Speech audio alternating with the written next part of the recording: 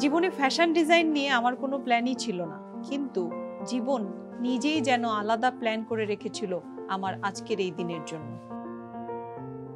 আমি আফসানা খাতুন, এই আমার টিএ ফ্যাশনের গল্প। এসএসসি শেষ করে পা বাড়ালাম স্কুল থেকে কলেজের পথে। একই সাথে পার করলাম বাবার বাড়ির চৌকাঠ। 2005 সালে চলে এলাম ঢাকায়। ঠাটবাটের এই শহরে পরিচয় হলো রং বেরঙের সুতোয় বোনা ফ্যাশন দুনিয়ার সাথে। আমার ননাসের ফ্যাশন প্রতিষ্ঠানের মাধ্যমে নিজে টেলারিং দোকান করলাম, টিএ ফ্যাশন। কিন্তু টেলারিংয়ে কাজে নিজের মন তো মানে না। বুঝলাম ডিজাইন টেবিল আমার প্রকৃত জায়গা। 2011 সালে 3 জন মানুষ আর 2টা মেশিন দিয়ে কাজ শুরু করলাম একটি ফ্যাশন হাউসের সাথে।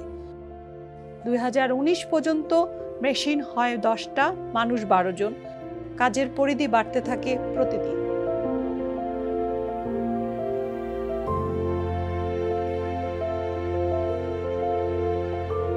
প্রতিদিন শিখছিলাম।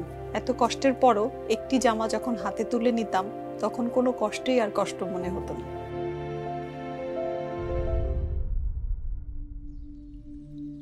কিন্তু 2020 সালের কোভিড-19 প্যান্ডামিক সব বদলে দিল। মুখ থুবড়ে পড়ল আমার ব্যবসা। এই সময় ব্যবসা 50% ডাউন হয়ে গিয়েছিল। ওয়ার্কারদের টাকা দিতে অনেক কষ্ট হচ্ছিল। আমার চিন্তা ছিল ওদের সেফটি নিয়ে। সব ওয়ার্কাররা বাসায়, হাতে টাকা নেই, কিন্তু কাউকে বাদ দিইনি। এই সময় ব্র্যাক ব্যাংকের এই লোনটির কথা জানলাম। এত ছোট বিজনেস আমার, তারপর খুব সহজে লোনটি পেয়ে গেলাম।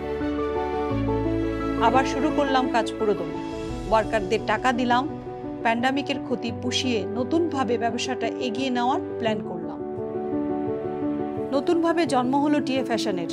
মূলধন বাড়লো, সাথে সাথে কাজ বাড়লো, মেশিন বাড়লো। যারা কারখানায় এসে কাজ করতে পারছিল না তাদেরকে বাসায় মেশিন কিনে দিলাম। এভাবেই সময়ের সাথে মানিয়ে চলা শিখিয়ে গেল প্যান্ডামিক। নেক্সট টার্গেট, এবার নিজের একটি ব্র্যান্ড করব।